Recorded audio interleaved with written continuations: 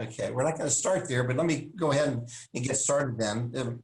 I'm glad to be here. I think it's been great information that Stacy just provided on from the legal perspective, and then we also had Todd with on the real estate perspective. What I wanted to focus on is there's a couple topics I'm going to be dealing with. The first, the second topic is going to be the top 10 due diligence strategies in buying a business. And for that purpose, every business you have to understand is unique. And so what I'm going to provide to you are some additional document requests. So that's a tool that I've used when I'm working with a client that's buying a business. It's the same thing if you're selling the business. Buyers are going to be looking for the most relevant documents. Yeah. And the point is, some of these documents are not as relevant as others, but you'll be able to figure that out when you work with your attorney and your CPA. The second document I'm providing is a document request. It's in a letter form where it goes into more detailed questions about the company. When you're trying to buy a business, it's all about a question of due diligence. And so that basically there's a document request letter, but there's also an attachment that has questions that should be asked relative to the company's background, its sales, its people, its business, and what's going on. So I think these are a couple of tools that I wanted to provide for you, that if you are in the situation of buying or selling your business, these will help you to assess the documentation that you're going to be needing to get together, whether you're the buyer or the seller. The third handout relates to my first topic I'm going to be following up, which is the top 7 strategies on how to structure a partnership agreement that really works. I designed this operating agreement questionnaire form, and that will be available as a handout so that it covers in a little bit more detail some of the points that are not in my 7 top strategies. But I wanted to give you that handout, that questionnaire form, because I've used it when I interview clients that are setting up a business or they're trying to put together a partnership agreement, and it really goes through some of the strategies I'm going to be talking about that I think will make the partnership agreement really work. So with that, we're going to move on with the slides then, and we're going to go to the number 1 strategy I would say would be to define each partner's duties and responsibilities. If you're in a partnership, it is so important to really understand what each person is responsible for. What is your role in the company? And something that we need to talk about is the fact that even though most companies today have an LLC, a limited liability company, if you do, basically you're member managed if you have no operating agreement. If you have an operating agreement, then you're manager managed. A lot of banks do prefer an operating agreement, and that's preferred with them. What I'm trying to tell you is, though, is that if you're a single person LLC, you can be member managed. You don't need an operating agreement. Although I have one in my business, I'm the sole owner of my law firm and the sole owner of my CPA firm. But I have Amy, the attorney in my office, that's the successor manager. If I had a car wreck, if I got sick with COVID and I had a surgery or something, she can step in and run the company. It's very transparent, and it allows her to take over the legal ability to run the company in the event of my disability. So I think that's important to plan for that. So even for most single person LLCs, I would recommend an operating agreement so that whether it's a key employee or it could be your spouse or some other significant other that's going to take over the business. The second point I would bring up would be to determine compensation for each partner, whether to accrue compensation if the business cannot pay during the startup period. To me, this is so important. This is the number 1 thing that splits up partnerships. It's all about the money. And if it's not a win-win situation between partners, I can guarantee you it's not if you're going to get divorced and have a breakup, it's just a question of when. Yes. So I think it's really important for you to identify your roles and responsibilities, and then that helps establish the compensation. I got to say, a lot of the partnerships that say, well, I call it the 3 Musketeers partnership. One for all and all for one. We're going to equally contribute, and therefore we're each going to get the same compensation. I can tell you that typically does not work. Life is just not like that. Life circumstances change for partners in a business. People have different energy. And I give the example, if you're 1/3 partner and you're splitting the partners 1/3 with everybody, you might spend weekends, evenings trying to build the business up. You're trying to bust your butt. And basically your agreement says, hey, thank you, because whatever, if you make an extra $50,000 in profits for the company, your partners you get a third of it. Now that's motivating, isn't it? And then the government's going to probably take another third of that. So to me, you have to have a compensation plan in place that motivates the partners. And each partner should be willing that if a partner is contributing, that they should be compensated accordingly. And even during the startup period, I think it's important to potentially accrue the compensation, keep score. But I must say, I have a lot of partnerships come in and say, yeah, we're working equally. We have same value to the company. So we're just going to we don't need to accrue any compensation. And so it all depends upon your situation, whether you need to do that or not. But it's a word of caution. I think it's very important, because what I tend to look at is that if you got disabled, and this is the question I ask the partners, what are you going to pay a person to replace what that partner is doing? If you divide the duties, the responsibilities, you'll find that sometimes the people that are your salespeople are making the most money in a company because they're the most valuable. They bring in the hay, and typically if you're going to replace a salesperson, you're not going to pay them just what you're paying everybody, all the other partners. So that's a good example that you really have to focus on what you would have to pay someone to replace a partner if they got sick. I'm talking an illness that might be 6 months, a year, or 2 years. You just can't wait a 6 weeks or a month for the person to come back. And that's the other thing too, because typically the other parties, you have to pick up the slack. And if that goes on for weeks and months, sometimes they build resentments, and that's what splits up a partnership. So if you want your partnership to really work, I think you really need to address these issues. We go on to the third point. It has to do with money too, determining each partner's responsibility to contribute money to the business, whether it's capital or maybe it's a loan during the startup, as well as what happens if the business runs out of cash and needs money. And I got to say, that's the number one reason that businesses fail, is they run out of cash. But I take it a step further. The reason businesses really fail is they don't have a good business plan. And you need a good business plan to identify what money you need and how I try to work with clients to get to a break-even point.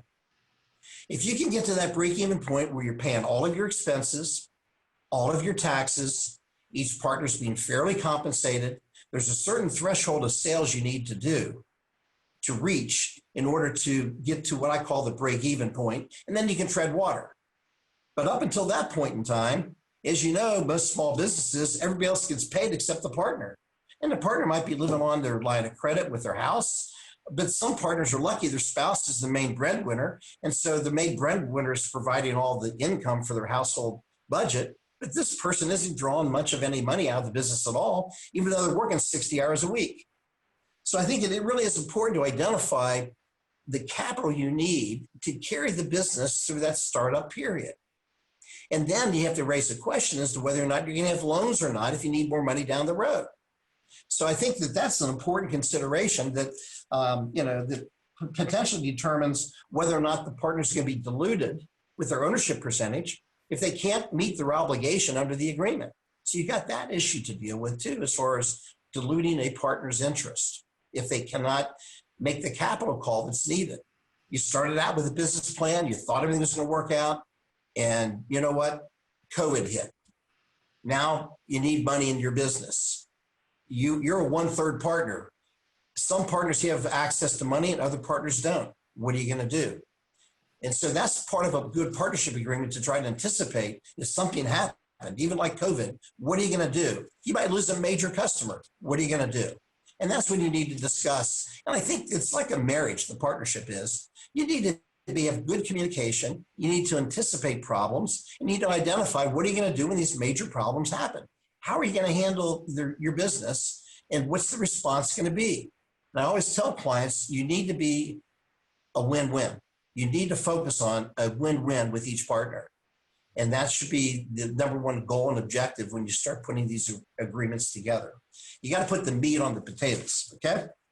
So number 4 strategy would be to determine an ownership percentage for each partner and whether that ownership interest would be diluted if they fail to contribute capital. So that's another issue sometimes, that sometimes partners are not really equal. and there's a main person driving the business, that person wants control. That person may want 51% control. You got to be careful in Ohio and Kentucky if you have an LLC, because they're treated like general partnership agreements. And a lot of people don't know that. If you don't have an operating agreement to identify what's going to happen if you have a disagreement, then basically you need unanimous consent to move ahead and liquidate the company, or else go to court to have the court order that thing to be done.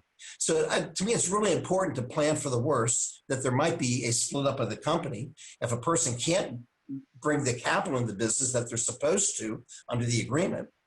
And there is a simple solution sometimes that we provide, that we say, look, we're not going to dilute owners. Anything that we put into the business is going to be a loan.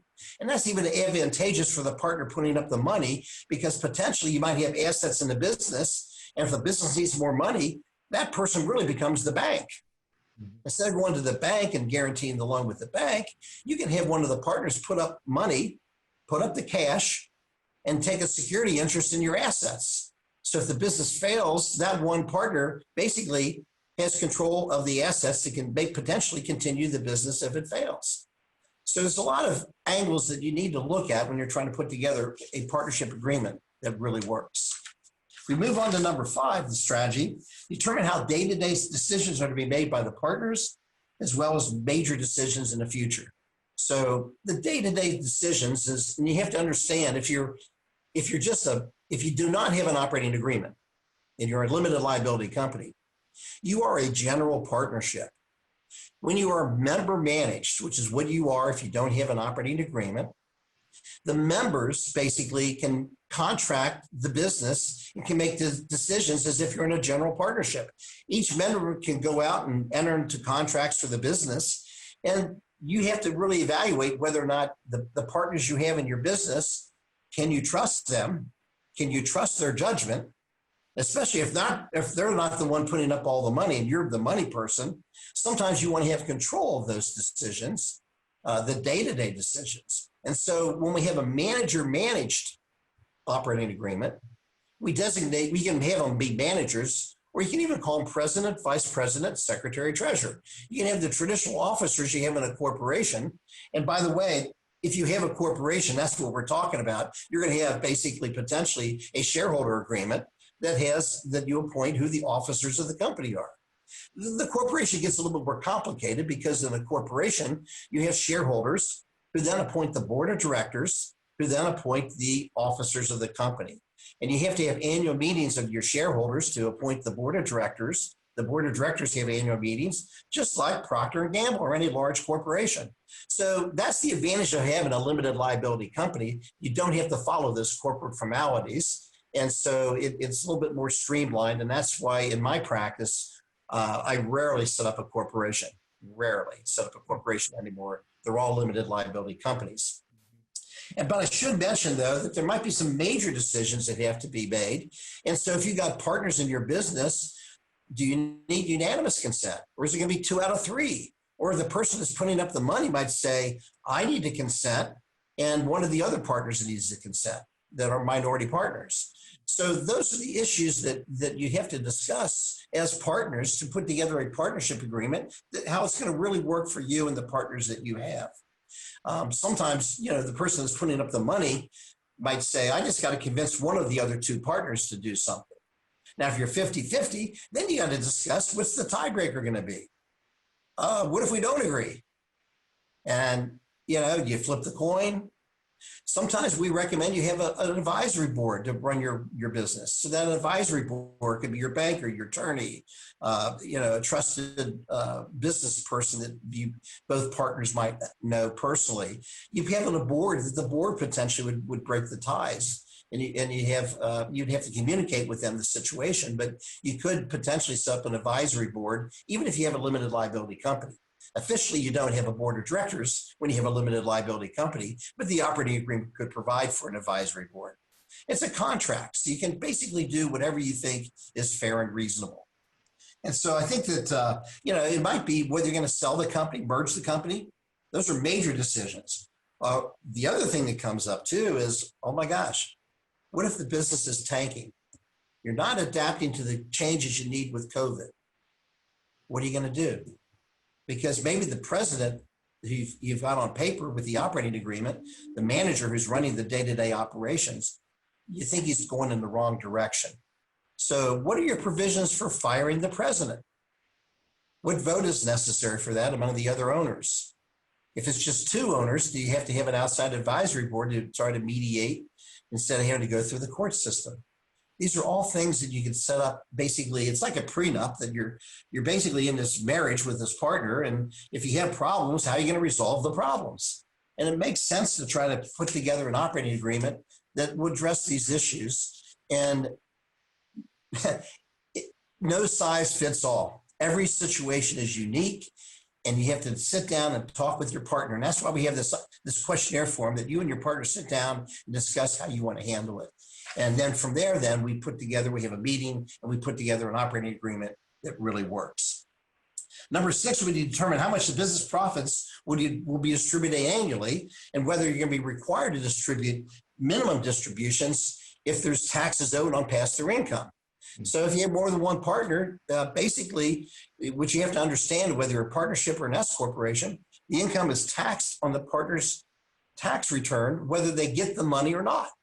Or if you're an S corporation, you can, as an LLC, you can elect to be taxed as an S corporation.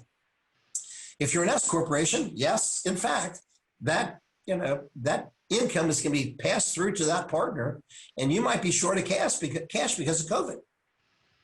So that's something you need to discuss. Typically, I put in the agreement that the business is required to distribute taxes for the person who owes the most taxes. You got as an S corporation, you have to make distributions equally among partners, and one partner might be in a higher tax bracket than the other. So we do provide that, but we provide that if you can't, after trying to borrow money and your bank loan covenants and everything else, if you can't do it, then you can't do it. That is a risk you take when you become a partner in a partnership that's either a partnership or an S corporation for tax purposes. You may have income from the partnership that you have to pay tax on, and you may not have the money. As far as the last item would be to determine whether or not a partner is required to be bought out. If that partner dies, becomes disabled, what if they have voluntarily decide that this business isn't working for them because of COVID? They're going to do something else, and they voluntarily terminate employment. That could be what we call a triggering event. Or what if we have this happen, quite frankly? Sometimes business owners have partners that steal money. They do illegal acts. So we have provisions that also provide that a partner can be fired.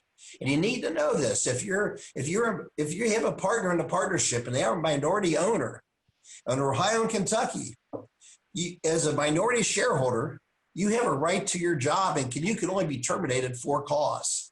So that's another good reason to have within your partnership agreement that if that employee misbehaves and does something illegal, and you can define it, make it as narrow as you want, as broad as you want, then the company has the ability then to terminate that person's employment. Because otherwise, if you can't have cause and show cause, then you're not allowed to terminate their employment.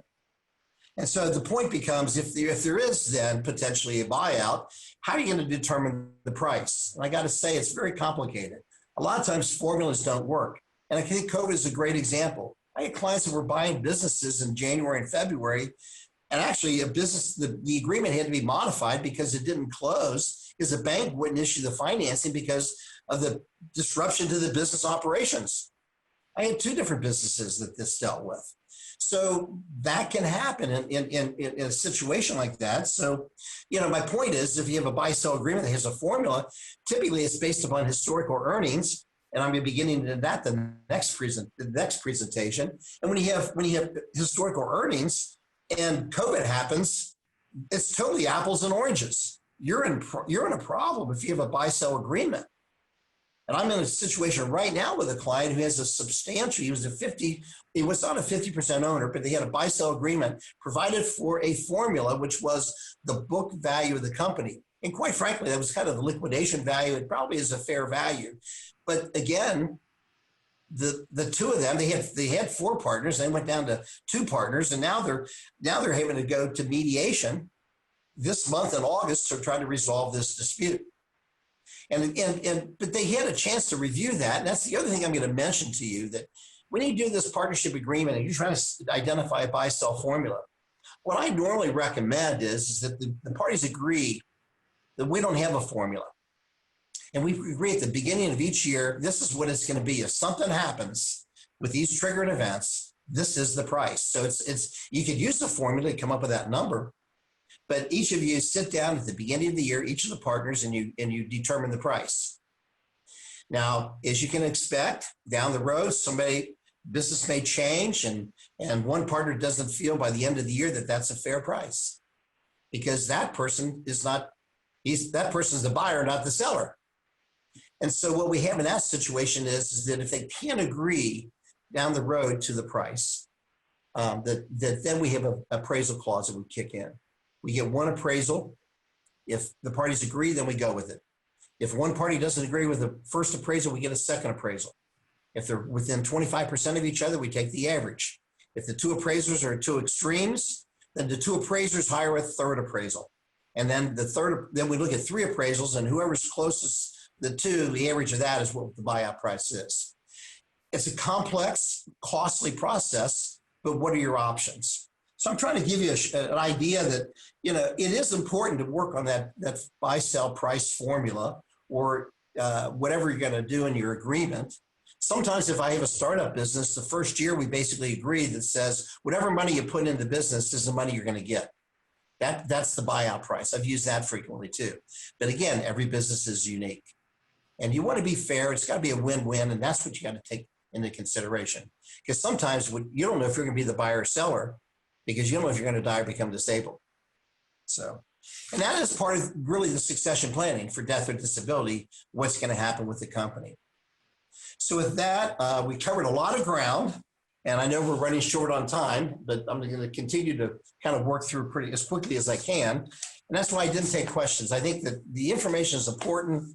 I'm sharing information that's not in the outline, so it's recorded. You can come back and listen to this. You can use the handouts I got for you, and you can follow up.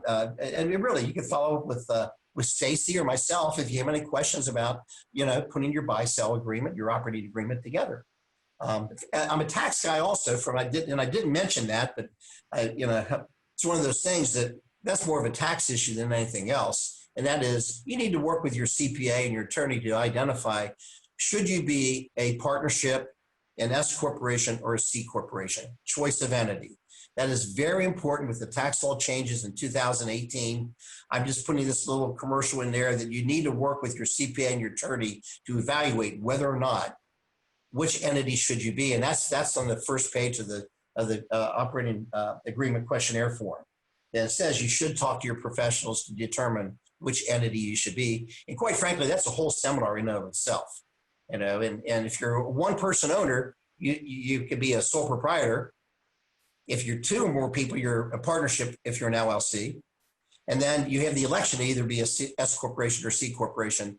That election has to be done within the first 45 days of the year. So it is important to do planning and meet with your advisors. I'll give you this tidbit. Normally, I do not recommend that you're an S corporation until the owners are able to earn a profit more than their reasonable salary. That's just a rule of thumb. So when you determine what reasonable salary should be, then once you've reached that threshold in your business, then you might want to become an S corporation. Okay. With that, I'm going to move on to the top 7 due diligence strategies on buying a business. Okay. And again, I'm going to share with you, every business is unique. Every business has nuances in it. And COVID has just turned everything upside down. I mean, people are getting divorced now, and they had a business that they thought was worth something, and the business tanked. They've lost all their sales, half of their sales. And so, business owners are really in a pickle right now. And it's kind of the same thing we had back in 2008. If you're a small business owner and you're struggling, my advice to you is you may want to go to a competitor and merge. That the two of you might be able to survive, or one of you may not.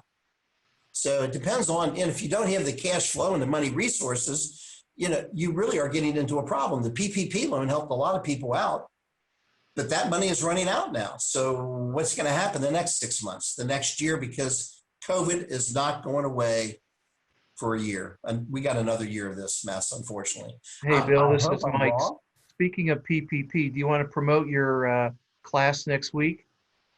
Yes, in Cincinnati, the Women's Business Center, which is located on Vine Street in downtown Cincinnati, we're going to have a webinar on Tuesday, August 4th, from 10:30 to 11:30 a.m. The other attorney that's working with me on this seminar on the PPP loans is Tracy Hawkins. And so we're part of the advisory board for the Women's Business Center there. And we're going to be talking about the PPP loan. In particular, I'm going to be talking about the loan forgiveness. Keep in mind, if there's word out, the Treasury Secretary announced that any loans under $150,000 may automatically be forgiven, that you may not have to attach documentation. So my banker, and I'm advising clients in the seminar, if you're under 150,000, sit tight and see what happens with the next set of rulings and the next round of stimulus that they have. They're going to do something one way or the other, but they've already identified it's going to cost billions of dollars for them to go in and have the SBA and the bank audit all these records and everything. And so they're trying to save, really, quite frankly, billions of dollars that they feel would probably, it's not worth it. They don't get the bang for the buck. So I appreciate that. You're welcome. So this is for the group. If you go to www.eventbrite.com, you can find the information to register. Right, and you'll find on my law firm Facebook page, there's material, there's information about that. Also on my law firm website. So Hesch Law and also Hesch CPA, there should be links then to that seminar also. Okay. Thank you, Mike. And let's move on with, I know we're running out of time, but I'm going to try to get through this as quickly as I can. Because when you try to basically buy a business, you really want to make sure that you've dotted your I's and crossed your T's. I gave you an outline that had all these documents you could request, but you really need to work with your attorney and CPA and find out the ones that are really important, because it'll delay the process. If you ask for everything in the kitchen sink, then you still got to sort through it all. So I think you ought to do a first level review of what documents you really need. And as far as the key strategies for valuing your business, number one, you need to review 5 years of tax returns and financial statements to review trends. Historically, you need to know where the company's coming from and how it's operated the past 5 years. Now, that is just the starting point, but to me, you have to start there. You have to look at that. And you have to try to evaluate, look at sales, margins, expenses. And so that's your starting point. When you buy a business, normally they use the term EBITDA, earnings before income, taxes, interest, taxes, depreciation, and amortization. So EBITDA. So, you want to look at your income, but then you add back to your profit, your interest expense, your tax expense, income taxes, and also your depreciation amortization. It's kind of your free cash flow, basically, in a way. And that's the money you have available to pay all the operating expenses, but also buy the business. And so that is the starting point. But the thing you need to take into consideration, we go to the next slide, is what we call the normalization adjustments. So if I'm going to value a business, which I do for divorce purposes over the last 20 years, and I've worked with clients valuing their business when they're buying or selling their business. You need the first starting point potentially is owner compensation and perks and benefits. And any other key person that's not going to be going along with the buyer, okay? So you need to identify the change in key personnel. So you want to try to identify, and if you're an owner of a business, a lot of times the compensation you take out, it may be more or less than what you would have to pay your replacements. So you want to identify that. A lot of times the owner of a business is taking out a lot of compensation, perks, car, health insurance, but other things, meals, entertainment, and all kinds of stuff out of the company. So you do need to identify owner perks and compensation. And then you need to identify, and this is important, are you buying a job and a business? Are you going to be working in this company and you need a certain amount of income from the business to support your family? If you do, then that's important you identify that number. Because when you buy the business, then you have to put that budget together, that you have to have a business that you're going to buy, let's say, that covers all the operating expenses of the business, is able to pay you the salary you need to live off of, as well as any taxes you owe any taxes the business owes, okay, to get to a break-even point, okay? And so it's important to be able to, when you identify all those expenses and what you need, then you build up to how much sales you need. That's what we try to do. We try to get to a break-even point with your sales and margins to identify historically what have the sales been the last 5 years. If you buy the business at that price, it should be able to financially support the purchase price. And that's the litmus test. That's the proof of the pudding that you've put something together that's going to really work. You also need to evaluate non-recurring items of income and expense. It could be, you might have new customers, you might have lost customers. That might be a reason why sales fluctuated the past 5 years. They lost a major customer. Maybe there's new product lines. If you had a new product line, then it's apples and oranges. That, you know, if you didn't have that product line 5 or 4 years ago, then when I value the business, I don't use years 4 and 5 in the business. I only use the last 3 years, which had the existing business, the existing product lines, the existing customers. So, you know, those are things that are normalization adjustments that we try to take into consideration to try to determine what kind of cash flow the company is generating so that you can meet all your obligations.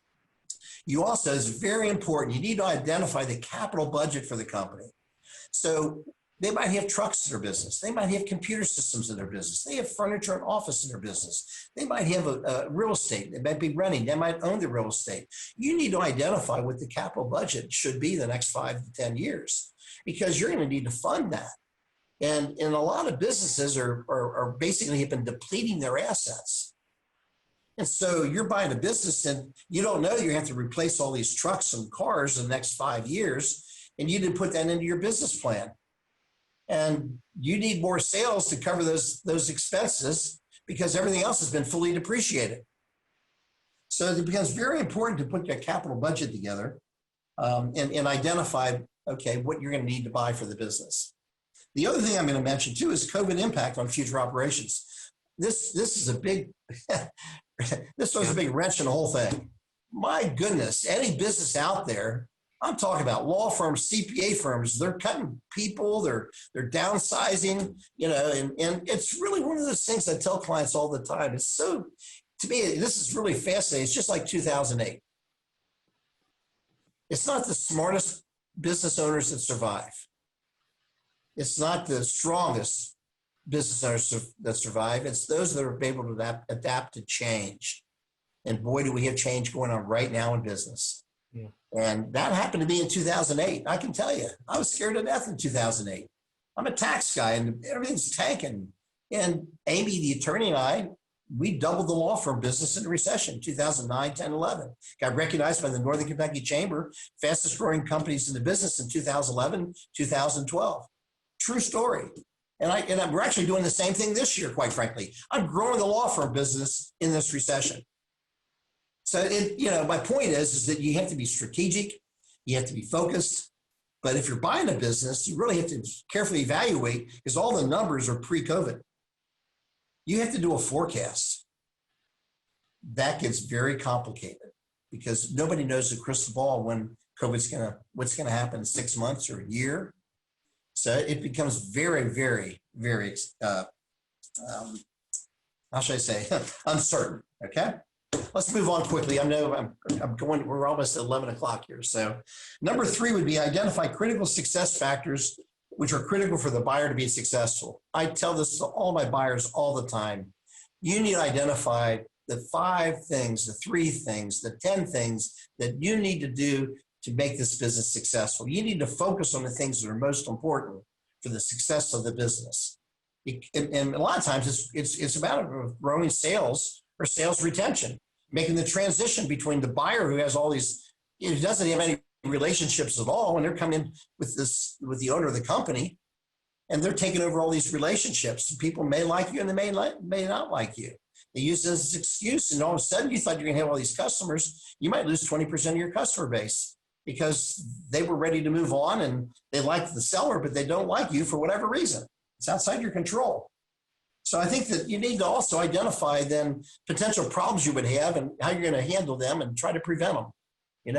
That's where the business plan is so important that you have to build in, I think, some contingencies because particularly with COVID, and it may be, quite frankly, that I have a client working on that right now that we're selling the business, but it's a basic buyout of, okay, they're buying the assets of the business that they feel comfortable about that, the working capital that he's got this owner equity.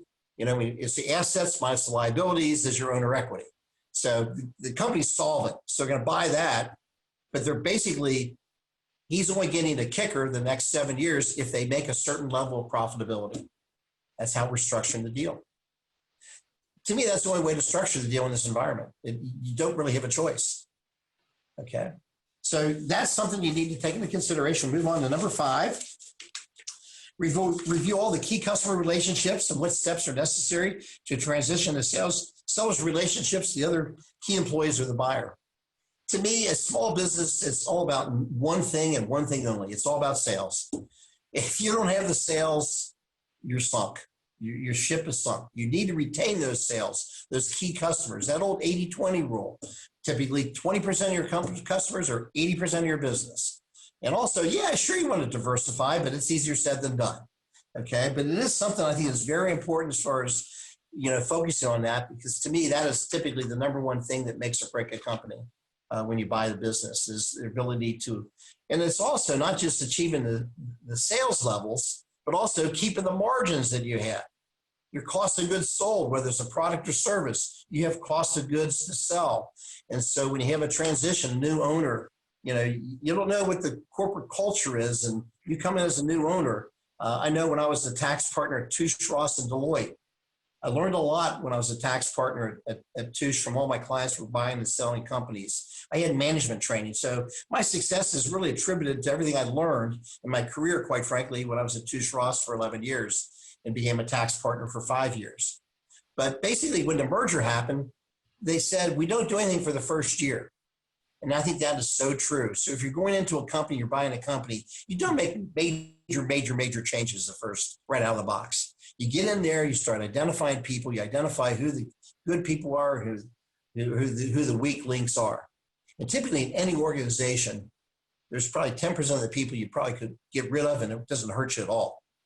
That's an old rule of thumb. And that's why a lot of times companies are always looking at the weakest link. And that's how the companies, you build a team and you make it stronger and make it stronger. You identify the weak links. And if you have to lay off someone, believe me, companies looking at the weakest link, those are the people that are going to be laid off. I can guarantee you. They're going to try to assess who they think are the strongest and smartest and the best people for their business, their employees, because your employees are your most valuable asset in your business. So it's so important to basically work with, in this COVID period of assessing your employees and retention is so important. You need to keep your key people. And I've found you pay them well. I recommend that all the time. And that's what I've done in my business. That's been one of the keys to my success. I pay my people well. It's got to be a win-win. I treat them like partners, even though they're not a partner in my business. That is so important. The next thing I'm going to say is number 6, is you prepare a business plan to identify what you expect to happen, what you reasonably expect to happen. So what are the expected sales and expenses? What are you expecting the EBITDA to be the first 5 years? And I think you can also look at a worst case scenario. So you need to know the worst case scenario as to so you can identify how much capital you need to have, how much money you need to be able to borrow or contribute as capital to the company, either through financing your house or other sources of capital, that if the business doesn't do well and it's a worst case scenario, that you're going to be able to get through that storm and get to break even. And that's the number one reason why businesses fail, because they fail to look at that in their business plan. They have a bad business plan. They haven't planned for the worst. And when the worst happens, guaranteed, they're out of business. Okay. That's why a lot of the startup businesses do not succeed. 70% fail because they're so overly optimistic on what they can achieve that they can't, and it's not achievable. And so it's just a question of within a year, 2 or 3, they're out of cash because they didn't have enough cash to carry them to that break even. So, and I work with a lot of companies, and I got to say, when I work with clients, a lot of times half the deals don't happen because it's not a good deal. And I've done that. I guess I learned that because I've gone through the pain of trying to help a client make the deal because they wanted it, And I didn't strongly, maybe I have hindsight, so maybe I should have challenged them more, because if I would have done so, maybe, just maybe, they wouldn't have bought the business, because they ended up going bankrupt and losing their house. When you go through that once with a client, it never leaves your mind, I got to tell you. So that's the strategy. And you want to get to a break-even point. And so number 7 is businesses fail when the business runs out of cash. So, if you have a good viable plan, you're going to have the cash you need. You got to be careful about seasonal periods of time where your sales are up or down. When you have, because most businesses are not making the same amount of revenue every month. They have, and so you got to plan for that. And when you basically might be losing money, where's that cash going to come from? Aside from profitability, this is where the CPA me has to help you understand. You have to look at your working capital. So you have to look at your selling terms on your accounts receivable. You have to look at your buying terms on your accounts payable. You have to identify how much inventory you really need to your optimum inventory levels. You need to keep that inventory level. If you have back orders, you're losing business. So you need to have enough cash and capital in the company to carry your receivables and payables in your inventory. We call that working capital that you need. That has nothing to do with your profits at all. In other words, you need that working capital. And when you're growing a business, you need working capital to grow the business. So you have to take that into consideration. If you're going to double your sales, you're going to probably need to double your accounts receivable. Your payables might be able to be doubled, but you're still going to need working capital to fund those accounts receivable. And you can't fund it all with the bank. Okay. And you might need some capital budget too. And you got to basically plan your cash needs and your financing needs.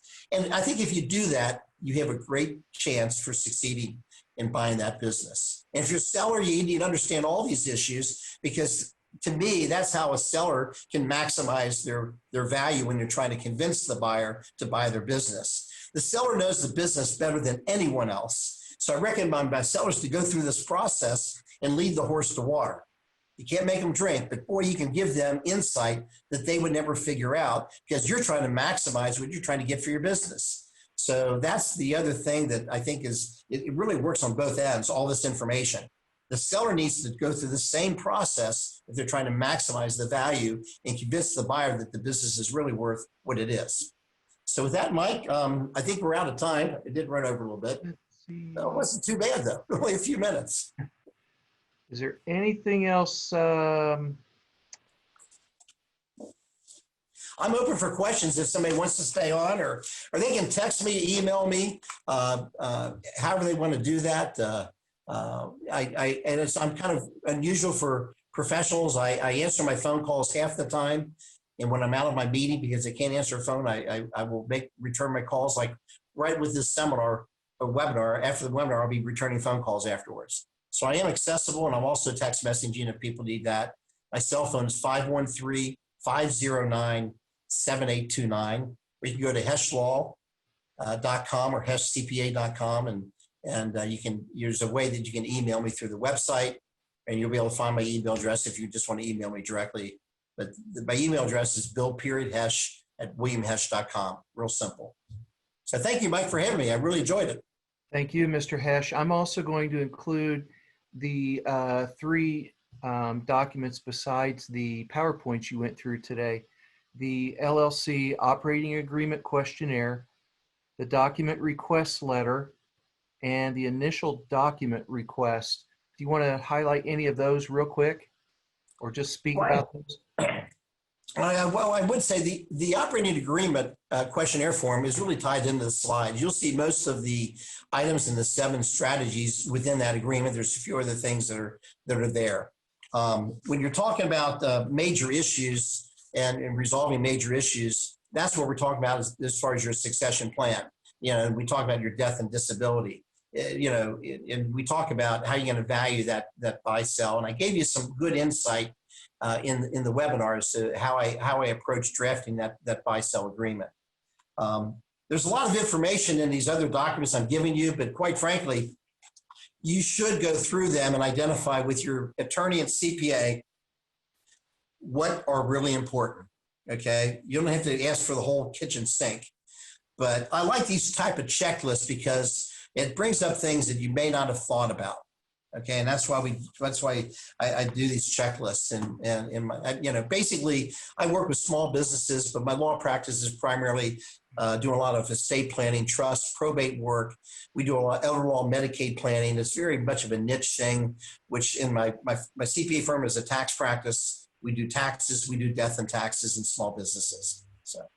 So when you're forming an entity in Ohio and you are asked to provide a operating agreement, this template that you're giving us would comply with that operating agreement. This is a questionnaire form. It's not the agreement. And Stacy brought up a good point that I've had several clients that have used Google Documents. It's a disaster. I have one buy-sell agreement formula that was a disaster that the lady did not know what she was really signing. She didn't get legal counsel. So, if you're going to do Dr. Google and legal Google on your own, it's like, they always tell your attorney not to represent yourself. And that's my advice on that. The questionnaire form will bring up the important questions that should be addressed in the operating agreement form. Okay. So that's the purpose of that questionnaire form is what I learned in law school. We got to ask the right questions. And when you get the answers to those questions, then you can give those answers to the attorney. And that's what we do. From those questions, we can draft the operating agreement for our clients. Bill, we have one final question from Peggy. She would like for you to repeat the PPP forgiveness amount. Yes, the Treasury Secretary announced that if a loan was $150,000 or less, that they were going to be having a simplified process where you'd just be basically representing to your bank and the SBA a one-page form that you would not have to submit any documentation to support your expenses. It'd be automatically forgiven. Okay, thank you for your question, Peggy. It is now 8 minutes after 11. We went over a few minutes, but if anyone else has a need that you would like to speak with Bill or the SBDC directly rather than through this forum, don't hesitate to call us or send an email, and we'll be happy to help you out. To all of our speakers today, we can't thank you enough for your time on a summer Friday afternoon. This has been very helpful, and like I said, we had a lot of interest in this subject, making it the largest class in Southwest Ohio in the last 5 months. So I wish we could do this more, but unfortunately, because of the COVID situation, I did want to address that and how to react to that. But I've certainly wanted to have commercial real estate and attorneys on present some information for the last few years. So I finally got my wish. I finally am able to do that. So thank you all very much. I will send out everything next week. And like I said, you're invited to call any of the speakers or the SBDC for any needs that you might have. Have a good weekend, everybody. All right. Thank you, Mike.